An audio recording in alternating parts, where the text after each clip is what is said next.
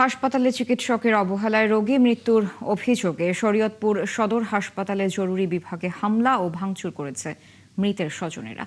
এ সময় চিকিৎসক, আনসার সদস্য সহ গুরুতর আহত হয়েছেন ৫ জন। শুক্রবার রাতের এ হামলায় আহত চিকিৎসক নাসির ইসলামকে চিকিৎসার জন্য আনা হয়েছে ঢাকায়। এ ঘটনায় একজনকে আটক করেছে পুলিশ। শহীদুল ইসলাম পাইলটের তথ্য ও ছবিতে প্রতিবেদন।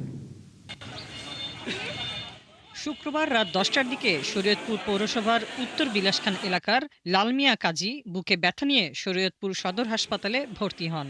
রাত 1টার দিকে তার মৃত্যু হয়।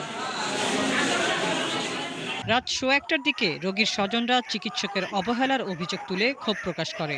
এক পর্যায়ে হাসপাতালের জরুরি বিভাগে হামলা ও ভাঙচুর করে। এ সময় গুরুতর আহত হন ডাক্তার নাসির, আনসার সদস্য সোহেল, কামরুল, আজিজুল ও কাউসার। ডাক্তার নাসিরকে চিকিৎসার জন্য ঢাকায় আনা হয়েছে।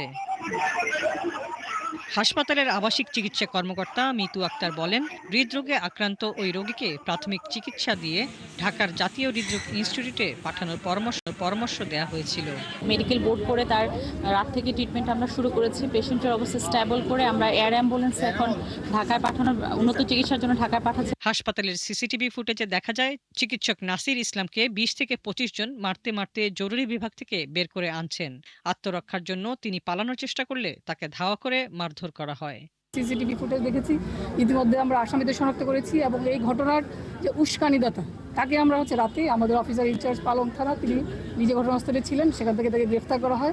এ নিয়ে এলাকার সংসদ সদস্য সাইদ আহমেদ বলেন, এরকম ঘটনা কাঙ্ক্ষিত নয়, এর সঙ্গে জড়িতদের আইনের আওতায় আনা হবে। যেন কোনো দলের প্রতি যেন কেউ দলের পরিচয় দিয়ে এটাকে মিথ্যাভাবে দলের বদনাম হোক, এটা যাতে কেউ না করে। এবং আমরা দলের হইলেও আমরা এটা দেখব, আইন তো আইনই, এক্ষেত্রে যে কোনো ছাড় দেওয়া হবে তাও না। আমরা অবশ্যই চাই যেন সুষ্ঠু বিচার হোক। এ ঘটনায় শুক্রবার রাতে আলামিন নামের একজনকে আটক করেছে পুলিশ। হাসিবা আলী বর্ণা, ৭১।